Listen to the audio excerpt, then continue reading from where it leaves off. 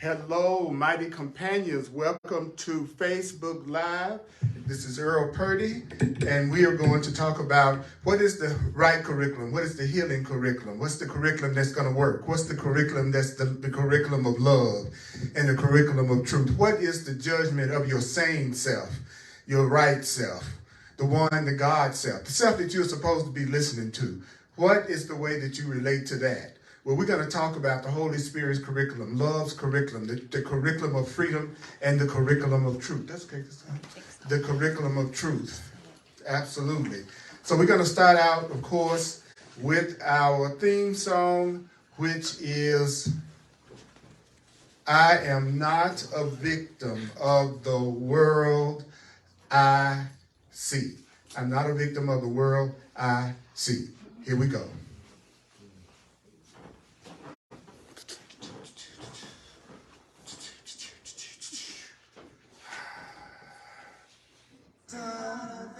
Of the world I see, I'm not a victim of the world I see. I think I'm gonna do that again.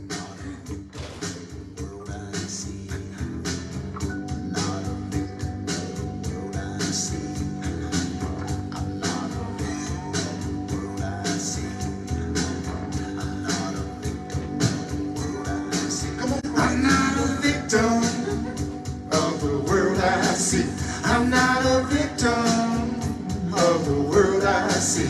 I'm not a victim, no, of the world I see. I'm not a victim of my mom. I'm not a victim of my pa. I'm not a victim of events or circumstance at all. I'm not a victim of the world I see. Cause what's happening now is what I done to me. Yeah. I'm not a victim of the future, not a victim of the past, not a victim of anything that really doesn't last. I'm not a victim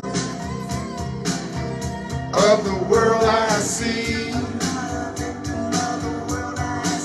Cause what's happening now is what I done to me.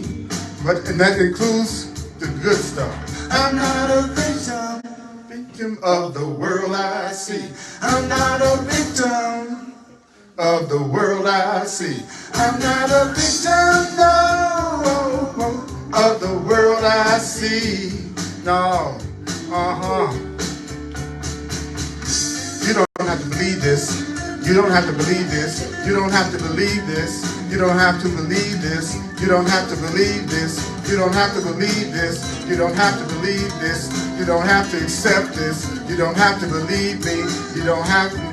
You don't have to. You don't have to believe me. You don't have to believe what the Course in Miracles says. I'm not a victim of the North. I'm not a victim of the South. Not a victim of anything. Said what comes out my mouth. I'm not a victim. I am not a victim of the world I see. What's happening now? What's happening now is what I've done to me. What's happening now is what I've done to me. Of the world I see. I'm not a victim of the world I see. I'm not a victim, no, of the world I see.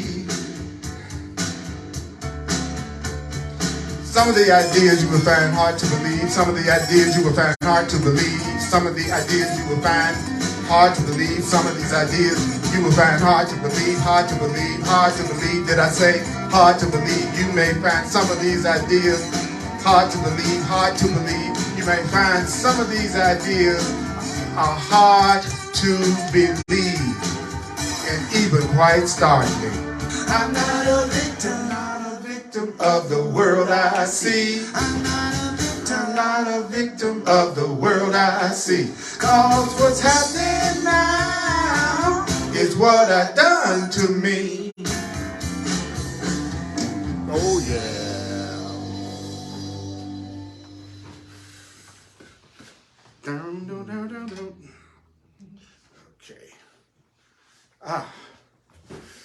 I have to prepare myself to be able to hear something that is sane and makes sense. So I'd like to ask all of you just for a minute to take a breath and recognize that I'm going to tell you exactly how to deal with any kind of mistakes that you're making in any kind of way that's causing you pain. We're going to talk about the judgment of the Holy Spirit, which is the judgment of your right mind. That's what that means. How does your right mind, how does your correct mind look at things? How does your right mind deal with your life and the things that are happening in your life? That's what I'm going to talk about. How can you tell when you're getting ready to make a mistake? How can you tell when you're getting ready to make another mistake that causes you unhappiness and causes you pain? I'm going to share with you how to tell when you're about to listen to the voice that you shouldn't be listening to inside yourself, and how to tell when you're listening to the voice that's the one that you should be listening to. Okay, the judgment of love. In other words, how would somebody judge you who loved you?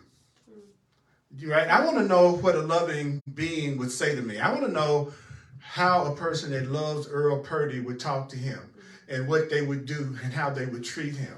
I need to know that. I thought I knew, but the results have showed me in the past I didn't really know when I was making the right choice. Have you ever had that experience of making a wrong choice? Yep. Okay. So, do you know that we're going to be on page 215, chapter 12, 215, chapter 12, 215 in the Blue Book, the Foundation for Inner Peace version of the Holy Spirit's curriculum. What is the curriculum of a sane mind? How can you tell when you're dealing with somebody that's sane? How can you tell when you're using your own sane mind? Okay, you've been told not to make error real. Do you know that you've been told not to make your mistakes real? You've been told not to make your mistakes real. And do you know the way to not make your mistakes real is very simple? What? The way to not make your mistakes real is very simple. I'm about to tell you from A Course in Miracles, but before I do that, remember what? You need not believe the ideas, you need not accept the ideas, you need not even welcome the ideas. Some of the ideas you may actively resist, and some of the ideas might startle you.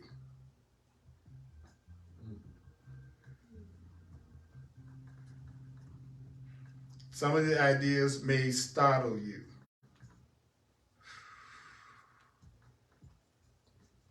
Okay. Some of the ideas may startle you. I have a very high-tech operation, so I want you to think about that while I'm doing this. The way to not make your mistakes real is very simple. The way not to make your mistakes real is very simple. So if you want to believe in mistakes, do you know if you want to believe in errors? Do you know if you want to believe in somebody's ego? Do you know if you want to believe in mistakes? I'm the repetition teacher. You have to make the mistake real because it's not true. So you got to make the ego real because it's not true. You got to make the fear real because it's not true. You got to make your guilt real because it's not true. It's not true.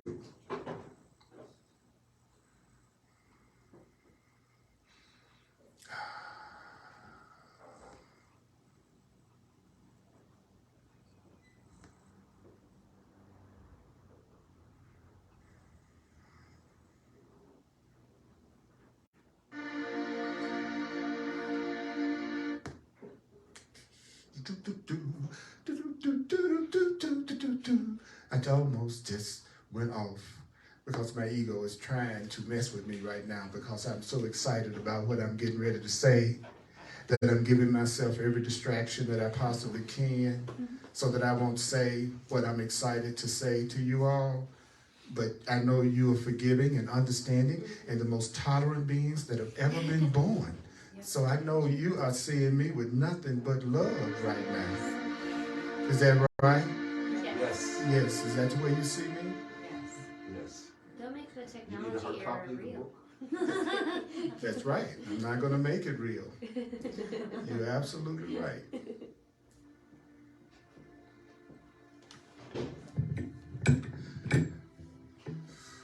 So the truth is real in its own right. Love is real in its own right. The Course says love is real in its own right, and to believe in the truth, you don't have to do anything.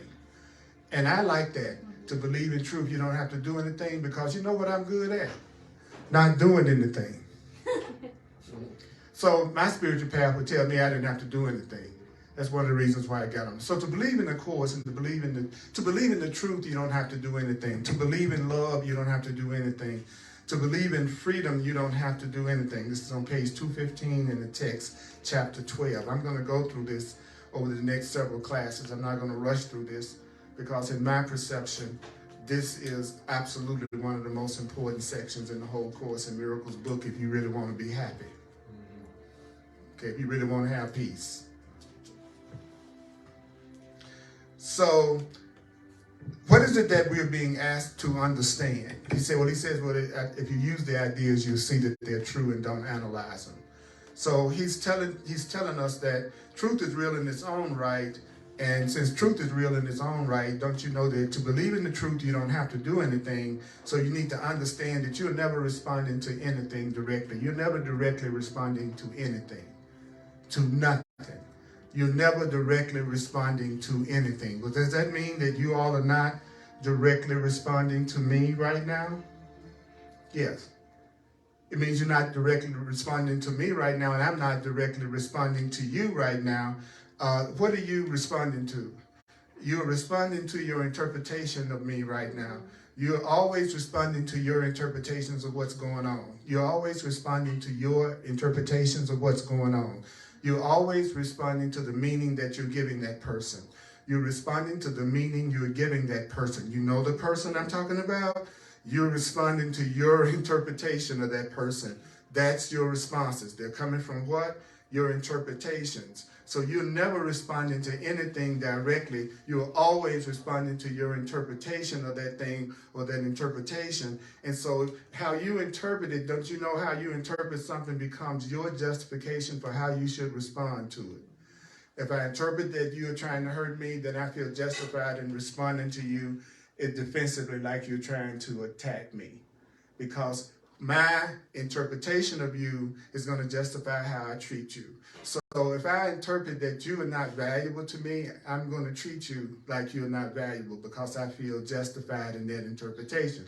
So if you're in a relationship with a person that doesn't treat you with appreciation, then that person is not giving you a meaning that would justify them treating you kindly. You don't mean enough to them for them to treat you with love. Their interpretation of you is that you don't deserve love. That's why they're responding to you that way. They're responding to their interpretation of you, and you're also responding to your interpretation of everybody too. So the people you really enjoy being around and you really love being around, that's because you are giving them an interpretation and a meaning that justifies you giving them some good love or friendship or whatever you give. I'm taking this slow because after you hear this section, I warn you, there'll be no excuse for your being angry and upset. Okay, if you listen to the rest of this, if you like to blame and project people, you need to get the heck out of this class as fast as you possibly can. If you don't want to take any responsibility for what is happening, then you need to make sure you tune into something else right now other than me. Okay, I'm the wrong person if you want to blame and hold on to grievances. I'm the wrong teacher if you don't want to move in the direction of letting go of your grievances. I'm not here to convince anybody of anything other than you're not responding to a thing. You're not responding to nothing that's going on in your life directly. You're only responding to your interpretation of it, and the way you're interpreting it is justifying the way you're responding to everything. And that's why analyzing the motives of other people is hazardous to you. So what are you saying? I'll say it again. Analyzing where other people are coming from is hazardous. Trying to analyze and figure out where other people are coming from is hazardous to you. Stop it. Stop trying to analyze. Like right now, there could be some people who are watching me who are trying to analyze my motives. Well, he's in there to just try to get some money. He and that, you know how we, especially spiritual teachers or people doing anything that it's any kind of spiritual work. We're the main ones to get everybody getting upset about us being such frauds. But then all the other ways that you deceive yourself, you're perfectly okay with that. But all of a sudden, anybody that's saying you deserve love, and you are very powerful and you are free, that's the guy you're most suspicious of. Somebody that says something kind to you, you don't trust. Somebody tell you you know good, and then you make sure you stay with them. Because they're telling you your interpretation of yourself. See what I'm saying? They're giving you your interpretation of yourself, so you stick in a situation that the person isn't treating you kind. So the Course is saying that's why analyzing other people's motives is hazardous to you, because if you decide that somebody's trying to attack you, if you decide somebody's trying to attack you, if you decide that other person is trying to desert you, if you decide that the other person is trying to control you and trying to enslave you, what are you going to do? You're going to respond to that person as if that's what they're actually doing.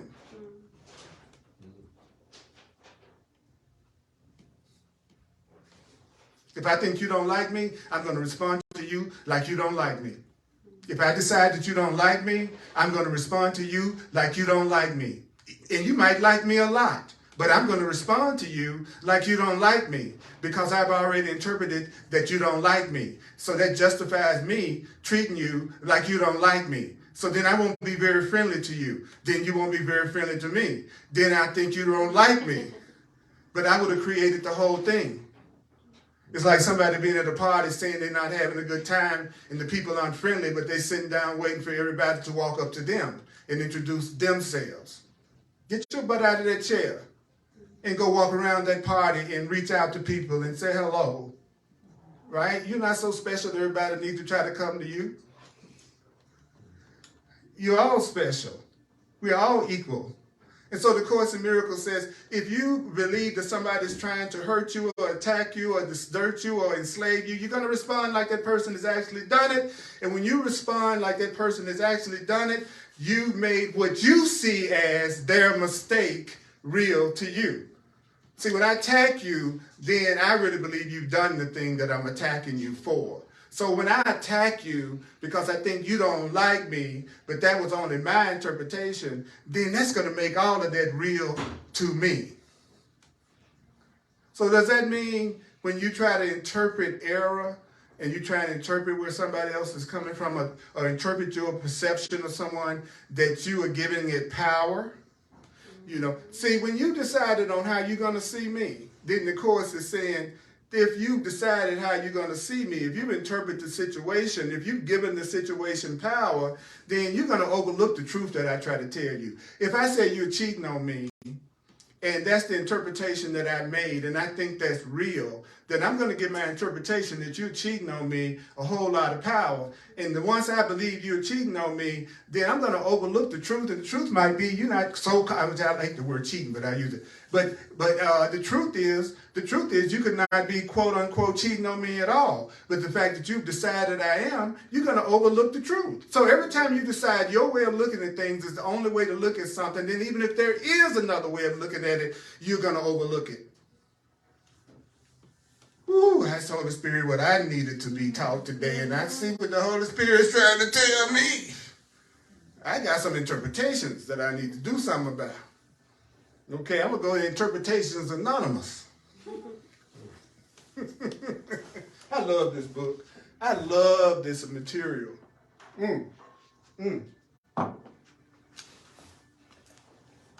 Are you aware that the analysis of somebody else's motivation is very complicated? You trying to analyze where I'm coming from is very complicated, actually hides who I really am. And also you're trying to analyze everybody around you. You can't do that without your own ego involvement. So it's always your ego analyzing where somebody else's ego is coming from. It's always your own person. It's you trying to analyze where everybody else is coming from. So you can't try to analyze where I'm coming from your spiritual self. You can only try to analyze where I'm coming from your ego, which is the part of you that doesn't know the truth. So as soon as you see somebody else's ego, you're looking through your ego. What does that mean, Earl? Every time you see fear in somebody else, you're seeing the fear in your own mind. Every time you see guilt or anger or anxiety, anything you're seeing in anybody else is in your own ego. It's in your own mind. It's in your own ego. So you should be thanking me for showing you how many things you need to correct in yourself. Because everything you see in me is what you need to be working on in yourself. So if you really want to know what you need to be working on is what you think everybody else should be working on. And they're giving you the blessing of showing you what you need to correct in yourself. So just leave them alone and start working on you. That's what the voice says to me, and I just cuss it out. Yeah. I cuss the Holy Spirit and Jesus out all the time. And they just laugh. Because after 40 years of doing the course, I can hear the voice in my mind talking to me like I'm talking to you, which is what the course promises, that it'll get out of the way any blocks that you have to hearing your own inner guidance. And that's what it's done for me, to the point that now I can ask a question and hear an answer given to me. And the course taught me how to tell the difference between when it was my ego or the false voice talking to me, or when it really was the voice I should be listening to talking to me, because I had to be taught how to tell the difference between the right voice and, I like to say, the wrong voice. So the course is saying to me that when you're analyzing where other people are coming from, it's your own ego that's involved in that. And what does the whole process represent? You trying to analyze somebody else represents a clear-cut attempt for you trying to demonstrate your own ability to understand what you see. What grown people are trying to demonstrate that they have the ability to understand what they're looking at. As an adult, you want to believe you have the power to understand what you're looking at. You want to believe you are understanding what you're looking at. We want to believe what? That we understand what we're looking at. Don't we? Don't we all want to believe we understand what we're looking at? Okay, he says when a person wants to understand you, then they're going to start analyzing you.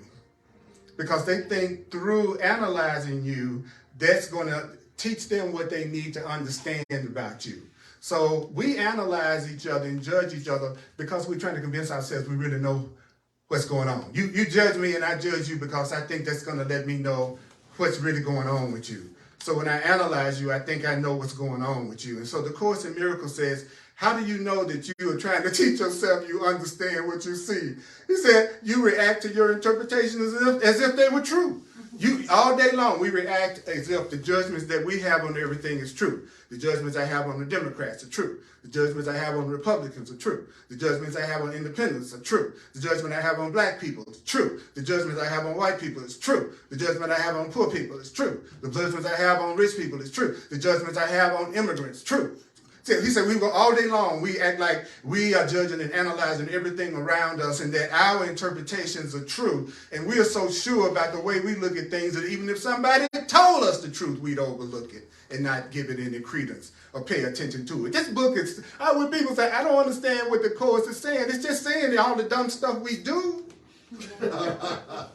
And it is unbelievable when we hear how crazy we are in the way that we relate to everything. And somebody just says it back to us. And I know I do this. I walk in the room, I try to analyze where everybody's coming from through my own learning, which is my own ego. Then I'm trying to demonstrate I understand y'all.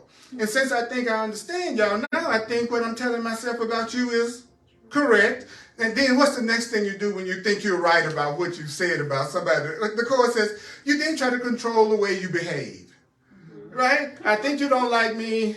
Now I'm going to try to control the way I behave about that. And then the Course says, well, when you behave, he said, you try to control the way you behave, but not the way you feel. So I can behave like I like you and feel like I don't. Have you ever done that? I can behave just like I like you and don't like you at all. Don't feel good around you at all. This book is just saying what we do, but we go, I don't understand it. The Course is hard. It's so funny. So now the Course says when you behave one way and act and feel another way, do you know that when you behave one way and feel another way, he says that's the split in your mind. When you're acting different from the way you feel, when you're acting and behaving opposite to what you feel, the Course calls that the split. And then you go, and with the Course you can just ask yourself, well, what does that mean, the split? He says, well, you feeling one way and behaving another way, he says that's an attack on the integrity of your mind. You are attacking the integrity of your mind. You are attacking the oneness and the oneness and the oneness of your mind whenever you are acting opposite to how you feel, when you're being totally inauthentic and dishonest, when you're completely behaving opposite to what you're thinking. The Course says that's an attack on the integrity of your mind. And then you go, well, what is an attack on the integrity of my mind? Then he tells you the next part of the sentence. Pitting one level of your mind against another level of your mind. One level of my mind is absolutely reacting to you like you don't like me. And another level of my mind is going to behave as if you do. He says that's pitting you against yourself. Every time you do what? When you control the way that you behave, but you're not really controlling the way that you feel emotionally, and you're reacting to your interpretation of what the person is doing in the first place, and you think that's right, and then you judge the other person because you're trying to convince yourself you know so much. That's why you're judging everything, because you're trying to convince yourself you understand. So it's very complicated and very obscuring, and it's also something that you're doing from your own fear, your own misperceptions, your own ego. Okay, everybody still kind of following along? Okay, then the next thing it says is, let me get you out of this. Would you like to get out of this? Would you like to know exactly the thing you could do to clear all this up? Well, that means there's only one interpretation that makes sense. What? There's only one way of seeing anything that makes sense. Well, I don't like the idea you're just saying that's just one way. Saying that there's only one way, that kind of brings up like a cult, a mind training or something, telling me that there's, the old religious stuff, or my way was the only way, and there was only one way to get to God, right? So when the court says there is but one interpretation, then there's a part of me that goes, He says, but that seems a lot less to remember. Yeah. I know what I'm saying? If you lazy like me, I don't want a whole lot of interpretations I got to learn. I'm telling you about me. I do not want to struggle on the spiritual path, and I want my life to be easy, easy, easy, easy. Earl Purdy is not a person who subscribes to the idea of no pain, no gain. I am not that person. I do not have to have horrible things and challenging things always happen to me in order for me to make the right choices and do the right thing for me. Sorry, I don't need it. I don't need it. I don't want it. I don't want to learn anything through pain. I want not to learn anything through pain. I want to learn have to learn nothing through a lot of struggle and pain. That's just what Earl Purdy is asking for. Now, you have the right to interpret your reality like you need to go through a lot of stuff all the time in order to be happy. And then you're going to respond to your life as if it's a hard life. That is your choice. That is your choice based on the interpretations that you're making of things going around you. You trying to convince yourself that you know what's going on, and then reacting to everything as if the way you see things is right, even though you're unhappy, which means when somebody actually tells you a way to get out of your unhappiness, you're going to overlook it because you've already decided on what the truth is. So you want to be right now more than you want to be happy. Okay, have a nice day. So there's only one interpretation of motivation that makes sense, and because it is the Holy Spirit's judgment, what happens when it's love's judgment? What happens when it's God's judgment? What happens if this interpretation is God's interpretation? Well, the court says anything that works requires no effort on your part. As a matter of fact, what a guarantee it will work is you not being involved with it at all. That's what this book says over and over again. Sorry to blast your ego, but you actually getting in the way. Your thinking and your plans and your analyzation and you figuring out what's going on and you trying to think you know what's going on, even though you're miserable, broken into by periods in which you go to a movie or you do something else that gives you some level of temporary happiness. The truth is you're never really happy until you're permanently happy.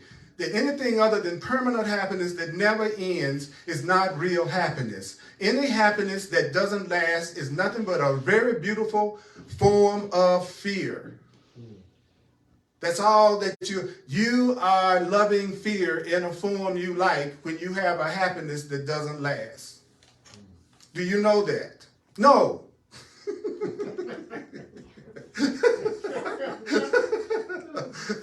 But it makes sense. So he's saying if God's in charge, if love is in charge, if the truth is in charge, then you're going to use my judgment, and so it doesn't require any effort on your part because you're going to use my help. So it doesn't require any effort on your part, right? If I say I'm going to fix dinner for you, then it means it doesn't require any effort on your part. That's what truth is trying to tell us. If I'm gonna give you an interpretation that's gonna free you, and you don't even know what it is, then obviously it doesn't need you. You just need me to tell you what it is. So I said, okay, Holy Spirit, tell me. Well, here it is. What? Here is the one interpretation that will absolutely heal your perception of your life. What is it? Every loving thought is true. But anything that's really loving is true. Anything that's coming from love is true. A loving thought is true. So if I say something loving to you, if I say something freeing to you, if I say something compassionate and peaceful to you, it's true. It's true whether I am that kind of person or not. Love is true.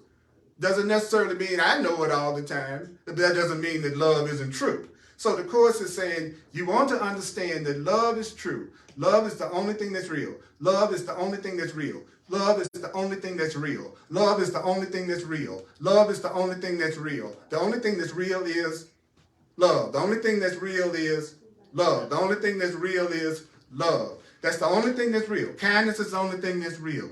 Caring and compassion is the only thing that's real. If you are experiencing anything other than that from someone in your life, they are not expressing love. They don't love you at the time that they are expressing anything other than love to you, union to you, innocence to you, peace to you. I'm helping you understand when you're getting ready to choose again and you choose the wrong person just because you like the way they look and what they have. Or you think that somehow or another they're going to fulfill some part of you that nobody else has ever been able to do. Or you just broke up in a relationship and your self-esteem is wounded, so now you need somebody to prove somebody wants you. So you rush right into another relationship without looking at the things that you thought that created that situation and made you unhappy in that relationship to begin with. So the Course is saying to us, every loving thought is true, and do you know that anything other than that is an appeal for healing? It's an appeal for healing. Someone who is doing anything but being loving to you, they are saying, help me, help me. My anger is me saying, help me. My jealousy and insecurity is my appeal for your help. I'm appealing for your help. That's why I'm cussing you out. I'm appealing for your help. That's why I'm arguing with you. I'm appealing for your help. That's why I'm treating you so bad, because I'm appealing for your help. I'm appealing for your help. But I'm doing it in a form that freaks you out and you don't like. You don't like me asking for your help by grabbing you by your throat. But that's what I'm doing. No wonder I don't have anybody in this room holler but a few people.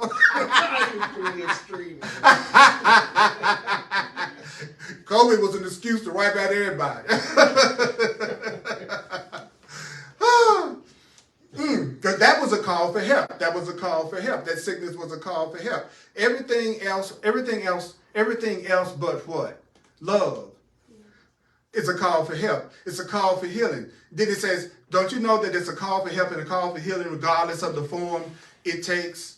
I don't care what you're looking at in the world. I don't care what appearance it takes. I don't care what form it takes. I don't care how it sounds. I don't care how it smells. I don't care what you're looking at on the news and the newspaper and what your friends are saying and what you're going through and your relatives, and every single thing that you see happening in the world is an appeal for healing and an appeal for help. I don't care what it looks like. You mean the serial killer is a call for help? I would really say a serial killer is a call for help. That sounds reasonable to me. That's somebody that's really calling for love. Now, does it justify what he did or what he does? We're not talking about justification. We're talking about what the thing is. So don't get it confused. You can come up with a million justifications as to why that's not a call for love, but that's not the point. The point is I need to tell you a fact. You may not know it, boys and girls, and all the various other ways that we come, but everything that you're looking at is an appeal for help and an appeal for love and an appeal for help and an appeal for love. That's the only thing that's happening in the world. That's the only thing that's happening in the world. That's the only thing that's happening in your love life, your financial life, your spiritual life, your career. You name it, it's all you're looking at is an interpretation.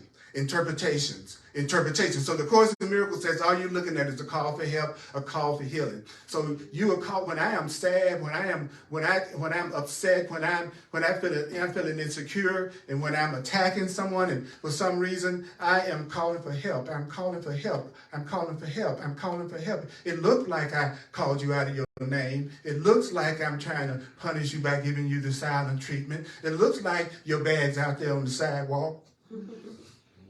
But I'm really calling for help. I'm calling for love. I'm calling for help. I'm calling for love. So can anybody be justified in responding with anger to a person's plea for help? In other words, I'm calling for your help, but you're getting mad at me. I'm really calling for your help, but you're getting mad at me. I'm calling for you. I'm calling for your help, but you just keep getting mad at me.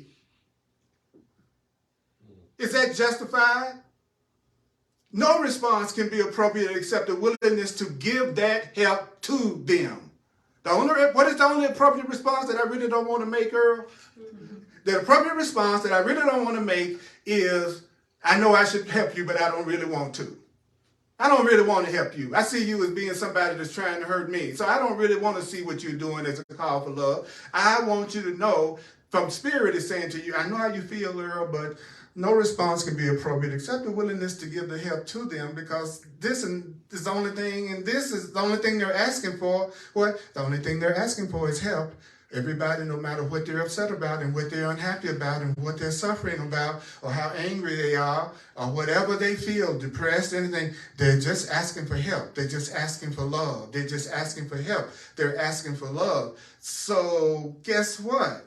If you give them anything else except help, what are you doing? Well, if you give them anything else except help and they're calling for your help, then you're assuming the right to attack their reality by interpreting it the way you see fit. In other words, I don't want to look at it as if what you're doing is a call for my help. I don't want to look at it that what they just said to me that was ugly was a call for help. So the truth, what I'm going to do is I'm going to attack that person's reality, because their reality is that they're calling for love and that they're calling for help. That's the reality, but I'm going to attack it by interpreting it as I see fit, and how I see fit is that you deserve to be attacked.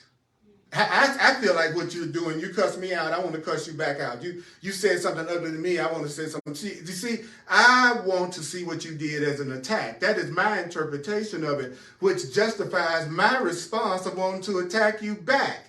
So I am not going to believe what the Course in Miracles is telling me, that you are calling for love. I'm going to interpret what's going on the way I see fit. And I'm interpreting everything the way I see fit. Aren't you interpreting everything in your life according to what you see fit? That's why I understand why it's hard to stay conscious in the Course, because you can't stay crazy if you listen. But here's the trick.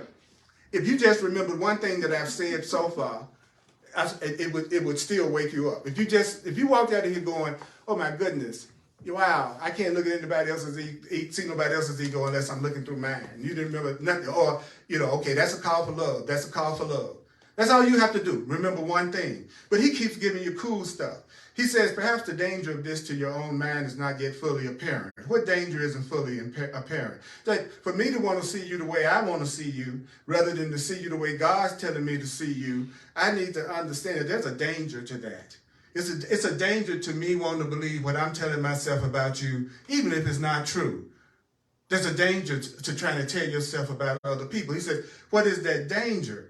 He says, you don't realize it, but when you see somebody's call for help as something other than a call for help, like I think you're trying to attack me, then I am going to react to what I think you are doing to me. See, I'm going to react to what I think you are. He said, I'm going to react to what I think you are doing to me. That's the danger. What danger? The danger of wanting to see you the way I want to see you. That is dangerous to me, because it's going to keep me from seeing you the right way. And seeing you the right way is to say, man, you just a great big call for love. Girl, you just a great big call for love. You don't say that to them unless you want to get socked.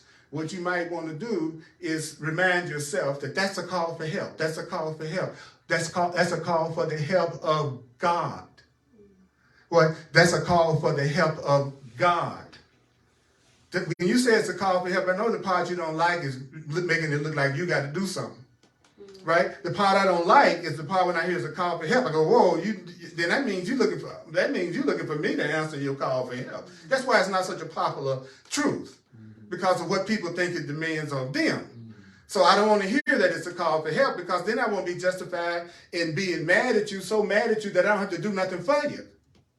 See, if I'm mad at you, I don't feel like I need to do anything for you. So being angry at people is just a good way not to do anything for them.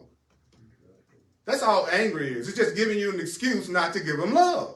So the Course is saying, let me tell you the truth. The truth is that it's a call for the help of the Creator.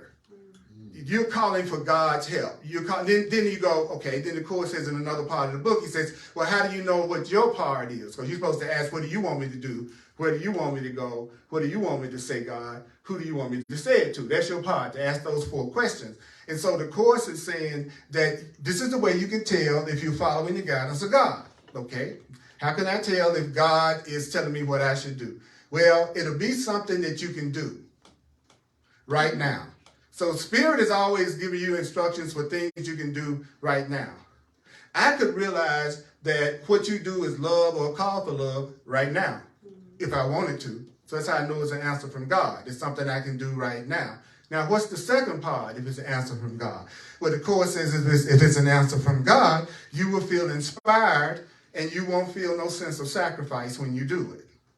So what Spirit wants me to do, I feel like I'm inspired to do.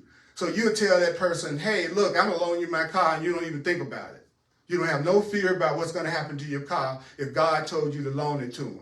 As a matter of fact, you'll be the one asking them to use your car. I've had people do that as I travel around the world, where they'll just make their house available or their car available, and they're smiling all the time they're doing it. You know what I'm saying? And that lets you know that it's happening through God, that's something that's happening through love. But if you're walking up the sidewalk and you hear the door slam and people looking out from behind the curtain, then it's not God telling you you need to be there. Right? So then the Course in Miracles says, all right, are y'all still with me on this? I know this is intense. I know this is intense, but I'm sorry. I just got to make it simpler for you. Okay, I apologize for making it so simple that it's hard to listen to. I know that. He says that's going to happen. He says, simplicity is very difficult for twisted minds. That's one of the quotes in the book. I love Jesus of the Course has such a sense of humor. You know, it's like going, I know I'm telling you something very simple, but that's going to be very difficult for you all because y'all got very twisted, complicated minds. Y'all really think everything is much more complicated than it is. So let me give you the next thing. And I hope you're still following along in the book. You'll see that I'm just saying what's on the page in plain language so that we can hear it, because until we hear it, we're never going to do it. If you don't ever hear the recipe, you're certainly not going to bake the cake. So you need to hear what the Course is saying. The Course is saying that you're trying to convince yourself that you know what's going on by judging everything and everybody around you and then reacting to them as if your interpretations are correct. And once you think you know where everything is coming from and somebody really tries to help you by telling you how you can really get out of the situation you're in, then you're going to overlook the truth of what they're telling you because you want to believe that the way you're looking at things are right. Because you're trying to convince yourself as an adult you know what's going on. And then the Course says, well, let me tell you what's really going on. Whatever's happening in your marriage, whatever's happening on your job, whatever's happening with the people that you meet at the grocery store, whatever's happening in your personal life, you're only having 2 things that are happening. You're either having something that's loving that's happening, that's real, or you are seeing a great big old call for help and the help and healing from God in front of your face. That's that person who's saying something that you don't like or who are angry at you or you are angry at. He says, I don't care what the form of it looks like. You can point out anything in the world. You can point out any incidents and justifications in the world for violence and attack. But the truth is, what you're looking at is a call for love. What you're looking at is a call for God. You're looking at a call for God right in front of your face. I've been in relationships with people, and that's all we did was be calls for God with each other a whole lot. I call it a relationship in which we had arguments and fights every other day for some reason or another. We were 2 people screaming, help me, help me, help me, help me, help me, help me. And neither one of us recognizing that. because we want to believe our interpretation is correct, which is they're just trying to hurt me. Then I'm going to react to them as if they have, which is going to make me more defensive than ever. So if there was another way of looking at them, I wouldn't even be open to hearing it, because I decided what they're like, because I'm trying to convince myself I, Earl Purdy, know what's going on with you. This book is off the chain. Then he goes on and he says, there's nothing to prevent you from recognizing all calls for help. Oh, I love that last line. He says, your response will therefore be inappropriate to reality as it is, but your response is not inappropriate to the way you're seeing things. I'll say that again. You are not having inappropriate responses according to the way you are seeing things. The way you are seeing things absolutely justifies the way that you feel right now. So I want you to hear me. Your response is not appropriate as far as what's really going on, the truth, that they're calling for love. But your response is very appropriate according to the judgments that you are making about the situation. If I think you don't like me and I react as if you don't like me, then that response is very appropriate according to the way that I'm seeing you. Everybody with me on that? So all of you have very appropriate responses. Everybody that's watching, all your responses are appropriate. All your responses are appropriate according to the way you are looking at things. Your response is appropriate. I just need to add one little caveat. That response is completely wrong when it comes to the truth of what's really going on. That's the only little problem with it. Yeah, other than that, most appropriate response you could come up with. That's why I said listen to this at least 4 times. It takes at least 4 times. It's like a hammer. Then the court says, I love this. He says, can anybody be justified in responding with anger to another person's call for help?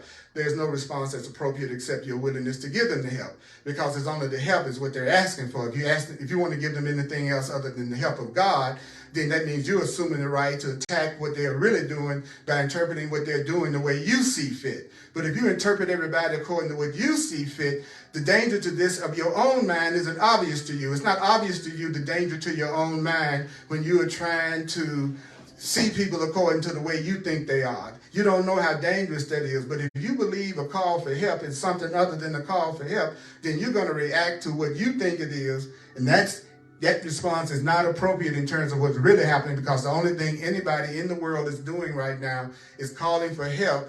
But your reactions are totally appropriate in terms of how you see things. You're responding just perfectly to your meanings that you're giving everything. You're responding perfectly to the meaning that you're giving your mate, your boss, your mom, your dad. See, the court says as much as possible, make it specific. Make it specific and you'll stay tuned in. Make it general and you'll be knocked out in 2 seconds. Oh, man. Okay. Y'all only got about 12 more minutes of torture. Okay. I know it's not torture. There are people that write me every day and tell me it's a high point of their week is getting a chance to tune in together with their brothers and sisters on the Course in Miracles.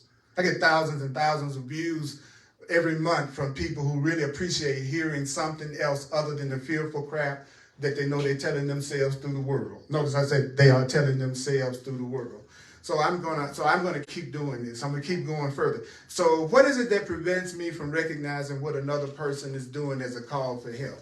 What keeps me from seeing I'm gonna take a situation. I'm upset with my partner, and what is it and she's been going off, and what is it that prevents me from seeing that as if my partner is just calling for love? You no good son of a gun! Oh, that's a call for love. She's making a call for love. We pretending this, right? And then so the court says, well, what keeps me from going, that's a call for love. Come here, baby. I love you, baby. No, you don't have anything to be afraid of. You have my love. I know that jealousy and insecurity was just you calling for love. You were like, oh, I want your love, baby. I want your love. I want your love. That's what you were saying when you had that night. I know it. That's what you were saying.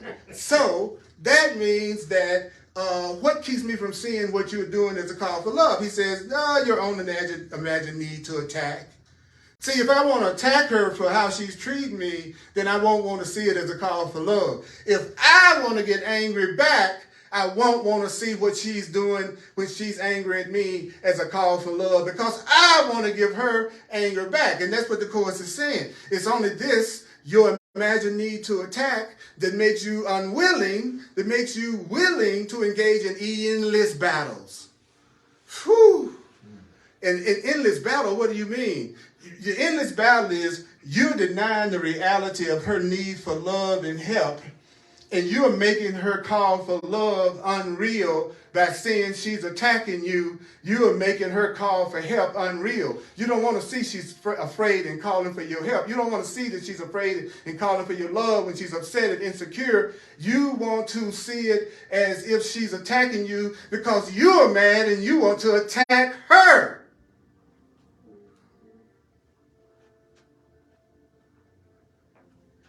Well, you wouldn't do this except for your unwillingness to accept the truth. I love it. Say, well, you wouldn't do this except for your unwillingness to accept reality as it is. What is reality? They're calling for love. They're calling for help. They're calling for healing. And you are unwilling to accept that. I'm unwilling to see that all you're doing is calling for my help. I'm unwilling to see that the only thing she's doing in her fear and upset is calling for my help. I'm refusing to see that. That's what he's saying. I'm refusing. I'm unwilling to accept the truth. But here's the kicker. And I'm also withholding that same truth from myself. What does that mean? That means when I'm afraid and I'm upset and I make mistakes and I go off, then I'm creating a reality where that won't be seen as a call for love and a call for help. It'll be seen to other people as if it's an attack. I'll say that again because people miss the stuff they're doing to themselves. I'll say it one more time. Whatever I do towards you and whatever the attitude I have towards you is what I'm asking for. So he's saying that if you don't want to see it as a call for love, you are cutting off other people seeing your fear as also a call for love. But you're upset. In other words, if you don't see what other people are doing as a call for help, then when you're going through a bunch of stuff and you really want help and love, then you'll be in a perception of reality that it looks like nobody's answering your call for help. And if it doesn't matter to you whether or not people ever do anything for you, then don't do nothing for anybody. If it doesn't matter to you that anybody ever loved you, then don't love nobody. If it doesn't mean anything that you want somebody to be patient with you when you're upset, then don't be patient with nobody else. That's what we're being told. It's surely good advice to tell you not to judge what you don't understand. I'm going to stop here because I want to do a quick recap. And that this is too good for me to speed through. It's too good. Don't you see it? Don't you see the practicality of what you just heard today? That if you just walked away and it just said, and notice the book just said, see it as a call for help. Don't forget what it said. It said, I want you to see it as a call for God. It didn't tell you what to do. It just kept saying, I want you to look at it that way. Would you be willing to look at it as the insanity that you see and the craziness and the separateness and the racism and the attack and the brutalities and all this stuff that we're going through? Would you be willing to see that, to learn how to see that as a call for help and a call for healing? Because that means when you are afraid and you feel like you need help, you're creating a world and a perception of the world where you will see the help you are receiving. Be selfish enough to be kind to other people. Be selfish enough, care enough about yourself to do these simple little things so that you can be at peace. Because I want to be with a person in a relationship that when I'm acting crazy, at least at first, they'll at least attempt to see it as me calling for help. At least give it a shot. Because if I really love you and I'm acting crazy, if I really love you and I'm acting crazy, then that's just I have some fear of loss going on right now. I think I might lose you. Sometimes when people think they might lose you, they act really ugly just to get you to strike first. Because I already think you're going to leave me anyway, so I just will do something that'll make you do it. See, that's me interpreting your motivation. I notice I haven't said nothing to you. But then I'm going to react to you like you might leave me one day. But I hadn't talked to you about any of that. So the Course in Miracles says we're always having conversations with people who are not there. And he said, you all have figures. He said, you are always interacting with the people of your imagination and then reacting as if the people in your imagination are really the real person. Like I got my girlfriend in my imagination, and now I'm reacting to my imaginary girlfriend as if she's really doing what I'm imagining that she's doing. And the real one walks in the house and you mad with them. As if they've actually done what you have imagined in your mind. But when you become conscious, you're still going to be safe, and I'll tell you why. Because even if you have been imagining the wrong thing, okay, you've been making up stuff about them that's not really true, and now you're getting ready to react as if it is true because you want to be right. You with me? But they walk in the door, but I realize it's what? Love or a call for love. So if I react like it's love or a call for love, then that's going to be the perfect reaction in that moment. Even if I was telling myself something that wasn't true. So I know for a minute it'll seem like the way I'm thinking is different from the way I'm behaving. But I'd rather for you to behave in a loving way toward me and then use your thoughts to catch up later. Yeah. You see what I mean? I'd rather for you to pretend that you like me and act like a person who's pretending that they like me until they really do. Because to pretend like you like me, you'd have to treat me like you like me. You'd have to behave like you like me. So you might take me out to dinner or something. You didn't want to, but you got to behave like you like me. So even if you're faking it, but if you're faking something loving, Earl doesn't mind. You can fake your love with me all you want to as long as you behave peacefully. That's where I draw the line. Right, so first of all, I'm going to give you an opportunity, if you like, to make a donation to my teaching ministry.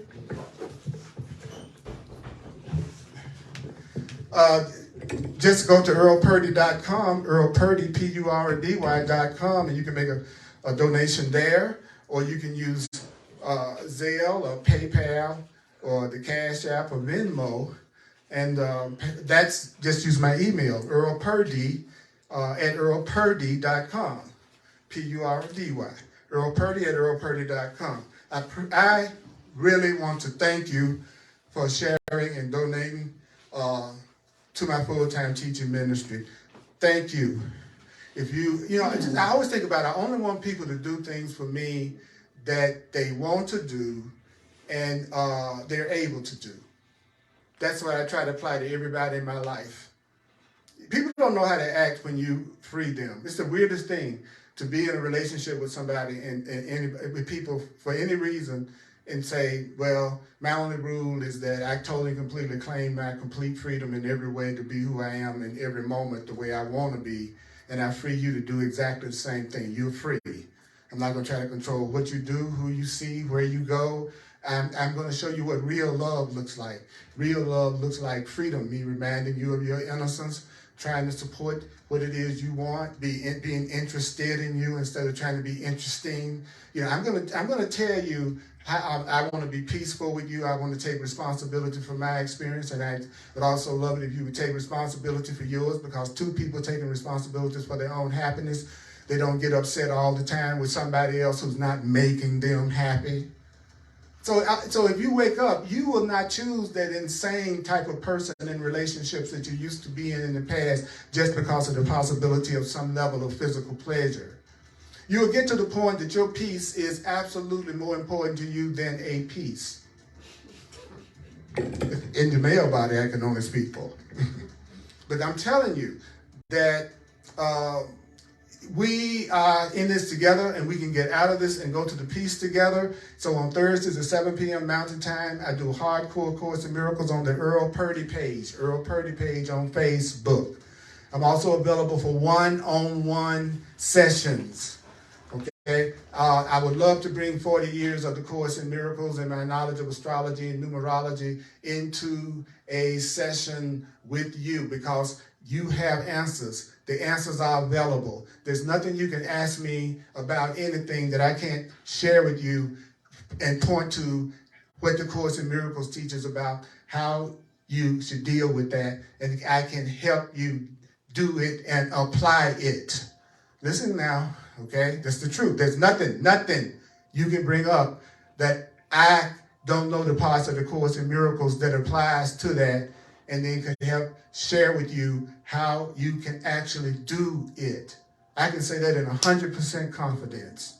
100% confident. So I'm available. It's called a clarity session. Go to my website. You can get the details about it, and then you can self-book an appointment with me right from the website. Okay? And then Sundays at 1 o'clock Mountain Time on the Earl Purdy page is this particular Facebook Live, and we also have a live audience. You can come. It's 1555 Race Street here in Denver, Colorado, 80206. So this one has a live audience as well as being online. The Thursday night is completely online. Okay. Give me 5 minutes.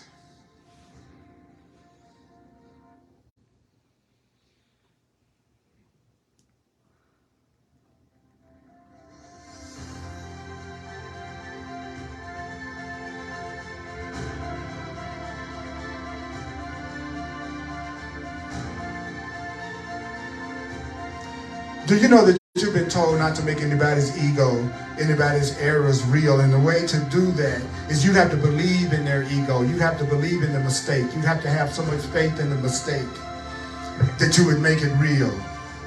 Do you know that you need to remember that you don't understand, you don't respond to anything directly. You're not responding to anything directly. You're responding to your interpretation of everything. You're responding to your interpretation of them. Do you know that analyzing the motives of everybody around you can hurt you? Stop analyzing everybody's motives. Because when you try to interpret what you think of as somebody's mistake, you're going to give it power. And when you believe what you're telling yourself and someone tries to give you the truth, you'll overlook the truth. There's only one motivation, there's only one interpretation of where people are coming from that makes any sense.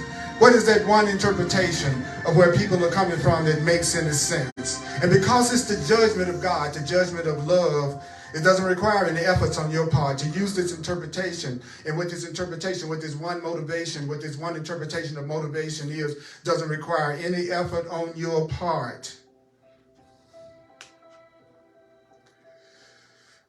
Everything is love or a call for love. Everything is love or a call for love. That's all you're looking at. That's all you're looking at. You're either looking at an expression of love or you're looking at an expression of the call for love. Regardless of what it looks like. There's not but one response that you should have is the willingness to give that help of God to them. And if it's something for you to do, you will know it because you will feel inspired and it will be something that you can do right then. And if it's not, it's your ego that's trying to tell you to help them in a physical way. There's nothing to prevent you from recognizing that everybody is just having a big call for love except your imagined need to get angry and to attack them. So what you have to do is accept reality as it is. Accept the love as it is. Would you do that so that the universe can answer you? See it. Say, I am determined to see things differently. I am determined to see things differently.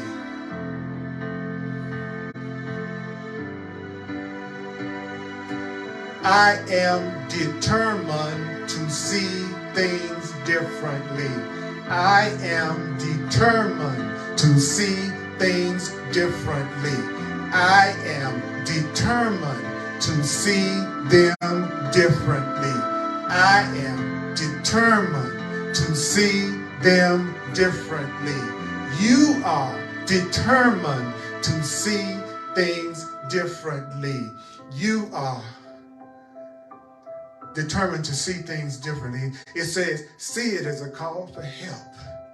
When someone is being what we would call ugly and going off and doing stuff, see it as a call for help.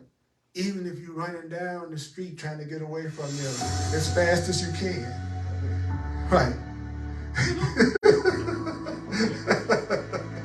Mighty Companions, 4 times. Watch and listen to this 4 times. We're going to continue.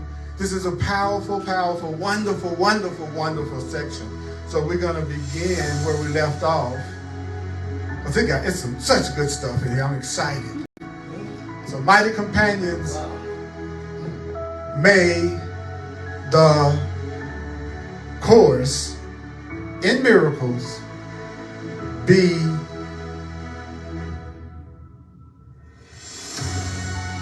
with you. Take a breath, please. Get ready for landing. They say the runway is clear. Now we're about to land back in the dream fully. You may forget very much of what you heard. The Course calls it the sleep of forgetfulness. But you're not alone. Holy Spirit, the voice for God, is with you. Spirit is with you. God is with you.